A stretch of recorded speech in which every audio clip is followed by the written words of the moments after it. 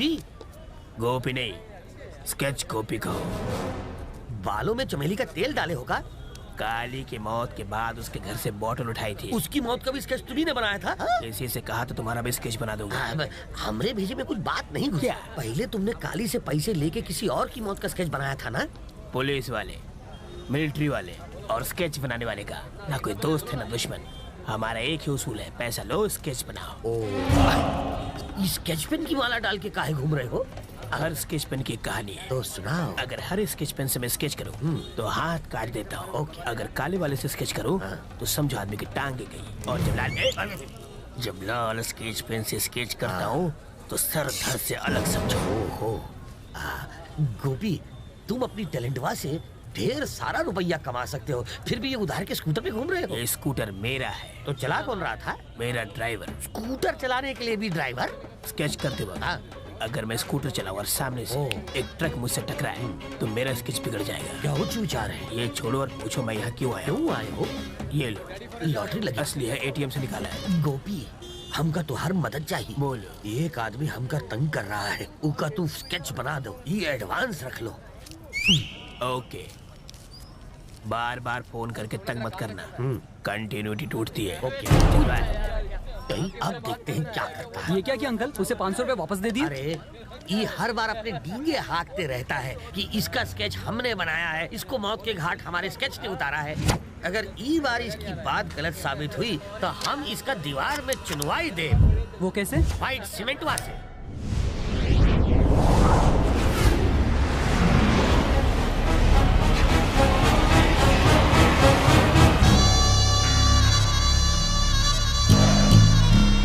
तो शंकर, तुम्हें क्या लगता है कि अपने भाई की मौत के बाद तुम बहुत बड़े डॉन बन गए हो?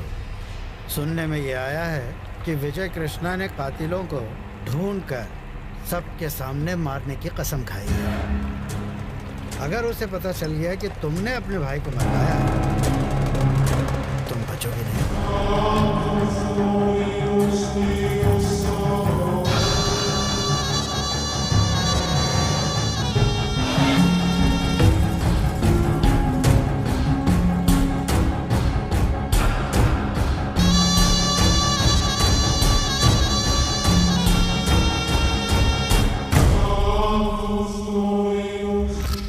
किसने कहा कि मैंने अपने भाई को मारा है? मैंने अपने बाल धूप में सफेद नहीं किए। कौन क्या है, क्या कर सकता है, ये बात मैं बहुत अच्छी तरह समझ सकता हूँ। मुझे इतना नादान मत समझो। खैर, ये सब जाने दो शंकर, बस मेरी बात को ध्यान से सुनो। इस शहर में विजय कृष्णा का नेटवर्क बहुत ही कमाल का है। जानते हो, वो तुम्हारे भाई के 2 कातिलों को ढूंढ के उन्हें मार तक चुका है। अगले कातिल को भी वो बहुत जल्दी ढूंढ लेगा। अगर उसने उसकी आंखों में आंखें डालकर पूछा कि काली को किसने मरवाया है और उसने बता दिया कि तुम उसकी मौत के लिए जिम्मेदार हो, तो ये विजय कृष्णा दंदनाता हुआ तुम्हारे घर में घुस के बिना किसी सवाल जवाब के तुम्हें मौत के घाट उतार देगा। उसे रोकने का कोई तरीका? देखो बेटा शंकर, तुमने जितने पटाखे फोड़े हैं, मैंने उससे कहीं ज्यादा दिवालियां मनाई हैं। अगर तुम चाहते हो कि विजय कृष्णा के हाथ तुम्हारे गले से दूर रहें, तुम्हें खुद को उसकी पहुंच से काफी ऊपर उठाना होगा। और ये करने का सिर्फ एक ही तरीका है, राजनीति। मुझे पॉलिटिक्स का कोई शौक नहीं। जिंदा रहने का तो है। आओ, बैठो। शंकर, सबसे पहले तुम्हें वर्कर्स और स्टूडेंट यूनियंस के साथ एक मीटिंग करनी होगी। उन्हें भरोसा दिलाना है कि उन्हें तुम्हारे साथ की बहुत जरूरत है। उन्हें धमका के नहीं, बल्कि दिल जीत के अपनी तरफ करो। तुम खुद उन सब की ताकत बनो। और अब बताता हूं आगे का प्लान। धर्म के नाम पर प्रांत को ढाल बना के हम जनता को उकसाएंगे, और इसके लिए हमें शहर की 25-30 बसों को तोड़ना होगा। कम से कम 100 दुकानों में आग लगानी होगी। इससे शहर में दंगे शुरू हो जाएंगे और फिर तुम्हें सारी जनता का प्रतिनिधि बनकर अकेले इस सब के खिलाफ आवाज उठानी होगी। इससे दूसरे दलों और मेरी पार्टी ऑफिस में खलबली मच जाएगी और फिर बैठे बिठाए तुम्हारे हाथों में ताकत आ जाएगी। इस तरह होगी इसकी पॉलिटिक्स में ग्रैंड एंट्री। क्या कहते हो वकील? पियो पियो, तुम्हारी नई जिंदगी की शुरुआत के नाम। बात करने दो। आप सब जानते हैं, जब भैया जिंदा थे तो वो आप सबका ख्याल बिल्कुल अपने परिवार की तरह रखते थे। विजय कृष्णा ने उन्हें अपने भाई की शादी में बुलवाकर मरवाया और हम सबको अनाथ बना दिया। लेकिन घबराओ मत, अब मैं आप सबका ख्याल रखूंगा, आपके बारे में सोचूंगा, और अगर मुझे आपकी यूनियंस का साथ मिला तो पॉलिटिक्स में भी कूद पड़ूंगा। अगर आपने मुझे जिताया तो मैं वादा करता हूं कि मैं आपकी यूनियंस के लिए लड़ूंगा, आपकी यूनियंस को बहुत ताकतवर बना दूंगा। भैया के जाने के बाद हम सब बिखरे नहीं हैं, हम सब एक हैं, एक। मेरी बात सुनो शंकर, मुझे नहीं पता तुम दोनों के बीच क्या झगड़ा चल रहा है, पर इतना जरूर जानता हूं कि अगर हमें कोई परेशानी होती तो हम काली भाई के पास जाते, वक्त होता तो भाई खुद आते, वरना विजय कृष्णा को मदद के लिए भेजा करते थे। अब वो नहीं रहे तो तुम पॉलिटिक्स की बात कर रहे हो। हर जगह ये अफवाह है कि विजय कृष्ण ने काली भाई का खून करवाया है। जब तक हमें सच का पता नहीं चलता, आप हमें अपने तरीके से काम करने दीजिए शंकर जी। आपने अपना प्लान हमें बता दिया, हम जाकर अपने साथियों से इसके बारे में बात करेंगे। सबका जो फैसला होगा आपको बता दिया जाएगा। अब हम चलते हैं।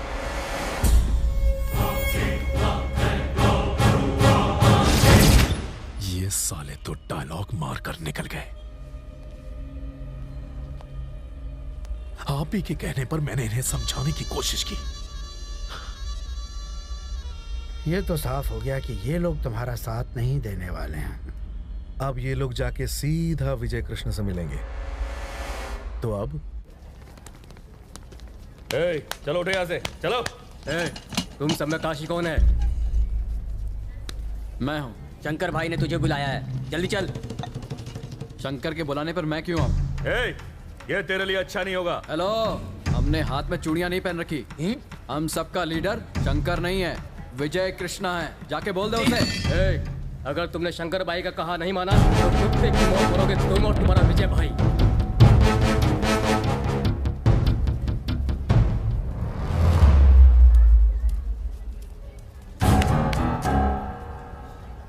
यहाँ से निकल जाओ वरना छोड़ूंगा नहीं।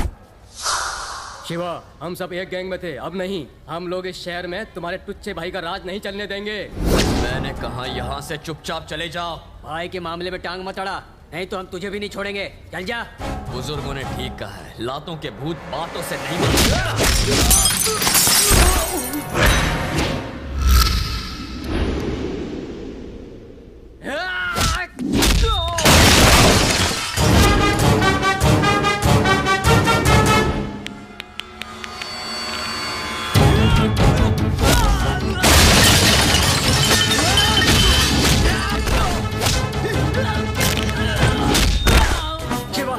आगे मत आ, शंकर भाई को पता चला ना तो तुझे छोड़ेंगे नहीं। मैं किसी के बाप से नहीं डरता।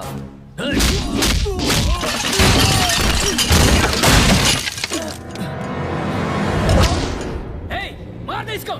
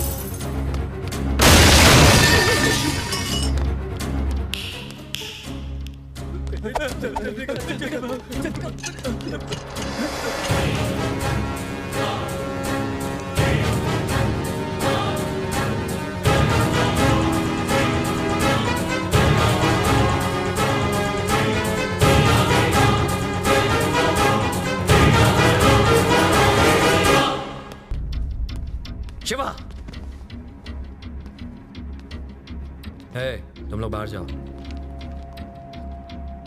शिवा, तुमने कॉलेज में शंकर के आदमियों को क्यों मारा? भैया, वो मेरे कॉलेज में आकर आपको भला बुरा कह रहे थे और आप पूछ रहे हैं मैंने उन्हें क्यों मारा? तुम्हें हम दोनों के बीच पड़ने की कोई जरूरत नहीं है शिवा।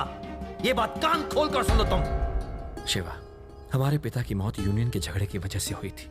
उस वक्त काली भाई ने ही मुझे सहारा दिया। उन्हीं की वजह से मैं ऐसी जिंदगी जी रहा हूं। उन्हें इज्जत देने के लिए मैं कभी उन्हें मना नहीं कर सका। मेरे पास और कोई रास्ता नहीं था। पर तुम इस लफड़े में क्यों पड़ते हो? मैं मजबूर था शिवा। तुम सिर्फ पढ़ाई करोगे, ये सब मैं संभाल लूंगा। समझ गए? अब जाओ।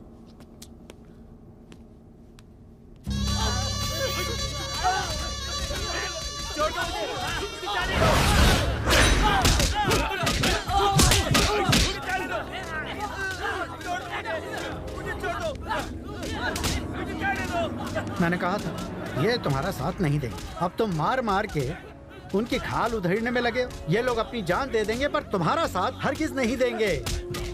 मेरी बात मान लो। विजय ना बड़े आराम से इन सबको अपने कब्जे में कर लेगा और फिर हम लोग यहाँ बैठ के भजन कीर्तन करेंगे। हरे रामा हरे कृष्णा हरे रामा। लोग आके चढ़ावा चढ़ाएंगे। इन सब के साथ से ही तुम्हारी ताकत बढ़ेगी। तुमसे तो बात करना दीवार से सर मारने जैसा है। ना कुछ बोलते हो ना कुछ करते हो। अरे सोचो, कुछ सोचो।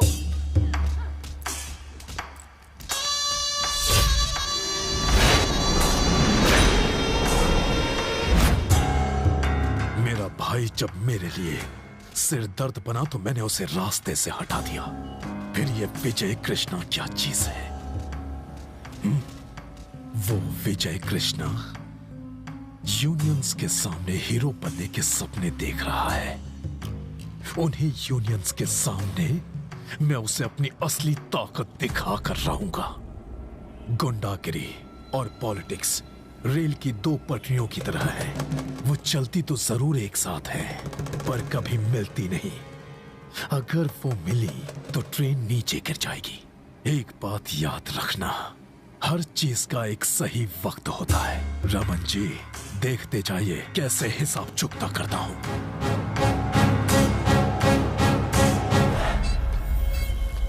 भाई, कल विजय कृष्णा कॉलेज स्टूडेंट को भाषण देने जा रहे हैं।